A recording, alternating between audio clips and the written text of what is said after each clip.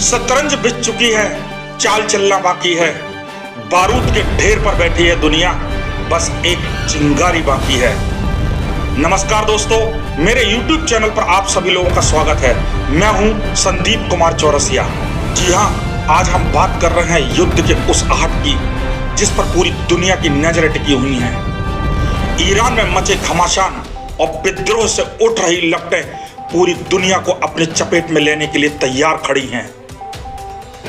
लेकिन मामला कभी भी बिगड़ सकता है, क्योंकि एक तरफ जहां जिद पर ईरान है, वहीं दूसरी तरफ दुनिया की महाशक्ति अमेरिका, जो समंदर के रास्ते विनाश का पैगाम ईरान की ओर रवाना कर चुकी है।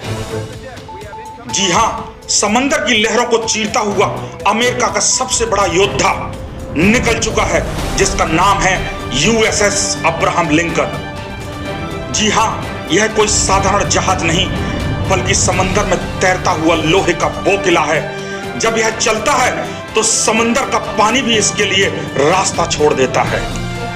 इसकी खासियत यह है कि यह न्यूक्लियर पावर से चलता है और हजारों मील चलते चलते भी नहीं थकता है। और इसके साथ चल रहे हैं डिस्ट्रॉयर और समंदर की गहराई में छिपी दो पनडुब्बियां।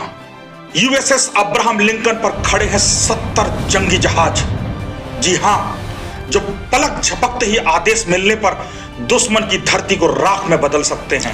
तो समंदर में चल रही इस चहलकदमी और हलचल का मुख्य कारण है ईरान की गलियों में मचा हुआ वह घमासान, जहां पर जनता और सरकार दोनों आपस में आर पार के मुड़ में दिखाई दे रहे हैं। ईरान की ताजा तस्वीरें सहम पैदा करती हैं। हर तरफ सिर्फ आग ही आग है। शहर शहर सड़कों पर लोगों का हुजूम ईरान के हुक्मरानों के खिलाफ आवाज बुलंद कर रहा है और आवाम के गुस्से से घबराई हुकूमत अपने ही लोगों का नरसंहार कर रही है। लाशों के ढेर, रोते बिलखते लोग, गम और गुस्से का इजहार। नए साल पर यह पहला मौका है जब लोगों ने एक साथ बहुत सी लाशें देखी हैं और इन तस्वीरों ने सिर्फ ईरान ही नहीं, पूरी दुनिया को सकते में डाल दिया है। ये वो बदनसीबी ईरानी शहरी की है जिन्हें शासन के खिलाफ आवाज उठाने की कीमत अपनी जान गंवा कर चुकानी पड़ रही है। अगर ईरान से आए ताजा आंकड़ों पर यकीन करें तो महज पखवाड़े भर के इस विरोध प्रदर्शन में मरने वालों की तादाद 2500 के पार पहुंच चुकी है। जी हां, और इसी गहमागहमी के बीच भारत के विदेश मंत्रालय ने भी ईरान और तेहरान में रह रहे अपने नागरिकों को ईरान छोड़ने की एडवाइजरी जारी कर दी है।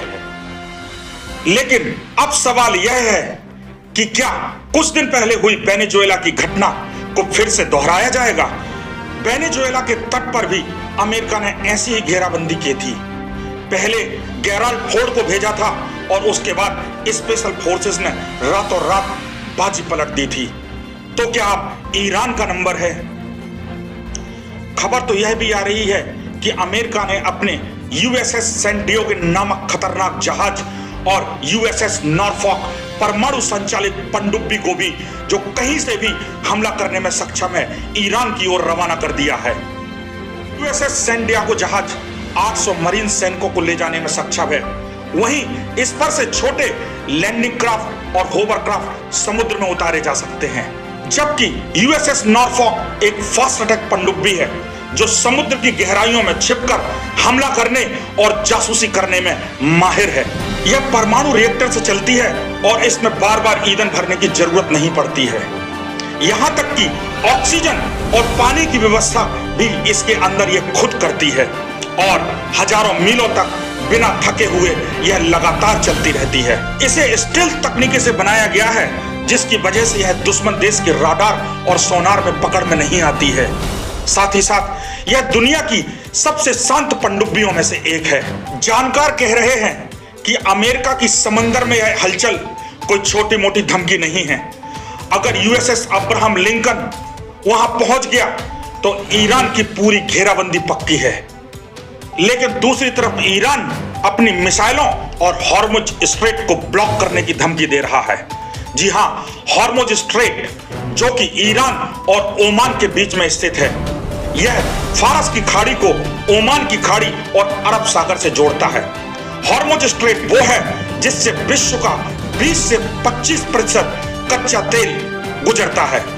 जी हां, भारत के लिए यहां पर गौर करने वाली बात यह है कि इसी हॉर्मुज स्ट्रेट से लगभग भारत का 70% कच्चा तेल आयात किया जाता है। अगर हॉर्मुज स्ट्रेट को ब्लॉक किया गया तो डीजल और पेट्रोल की कीमतों में बेतहाशा वृद्धि होगी और भारत के जनमानस पर भी इसका असर पड़ेगा। लेकिन सवाल अब यही है, क्या ईरान दुनिया की सबसे बड़ी वार मशीन अमेरिका के सामने टिक पाएगा? अगर ईरान और अमेरिका के बीच शक्ति संतुलन की बात करें तो अमेरिका के पास जहां कुल 13,000 एयरक्राफ्ट है, वहीं ईरान के पास लगभग 500 एयरक्राफ्ट है। कुल टैंकों की बात करें तो अमेरिका के पास जहां लगभग 4,500 से भी ज्यादा टैंक है, वहीं ईरान के पास लगभग 1900 टैंक हैं। जंगी जहाज की बात करें तो अमेरिका के पास लगभग 470 से भी ज्यादा जंगी जहाज हैं, जबकि ईरान के पास कुल 100 जंगी जहाज हैं। रक्षा बजट की बात करें तो अमेरिका का जहां भारी भरकम $912 बिलियन का रक्षा बजट है, वहीं ईरान का महज $15 बिलियन का बजट है। एक तरफ जहां ईरान का आसमान बंद हुआ और दूसरी तरफ ट्रंप ने समुद्र में चहलकदमी करी, क्या यह महज इत्तेफाक है या दुनिया तीसरे विश्व युद्ध के मुहाने पर पहुंच गई है? तीसरा विश्व युद्ध तो खैर आने वाला वक्त बताएगा, लेकिन किसी भी ओर से निकली हुई एक छोटी सी चिंगारी पूरे विश्व के लिए संकट खड़ा कर सकती है।